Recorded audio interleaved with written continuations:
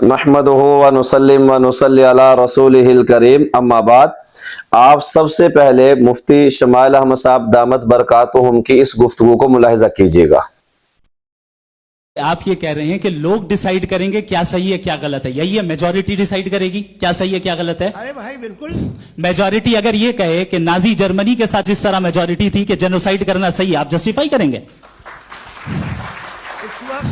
उस वक्त आपका ये सवाल सिर्फ उसके बाद क्लोजिंग। हाँ, उस वक्त प्लेनेट पे जो लोग थे उनमें कितने लोग हिटलर को सही समझते? अच्छा, प्लेनेट की मेजॉरिटी तय करेगी, सोसाइटी की नहीं। प्लेनेट की मेजॉरिटी गॉड के एग्जिस्टेंस को सही मानती है, आप क्यों नहीं मानते? ये हेलो हेलो हेलो ये क्रॉस क्वेश्चन का राउंड यहां पर समाप्त होता है। जी, आपने मुफ्ती शमाइल अहमद साहब को सुना और आपने देखा कि मुफ्ती शमाइल अहमद साहब ने मुल्हिद जावेद अख्तर को इस मुबाहसा और मुनाजरे के मैदान में कैसे पिछाड़ा है। और हमारे यहाँ उमूमी तौर पे ये गुफ्तगू की जाती है कि उलमा के पास तो नॉलेज नहीं है, उलमा के पास मुताला नहीं है, इनको हालात हाजरा का इदराक नहीं है।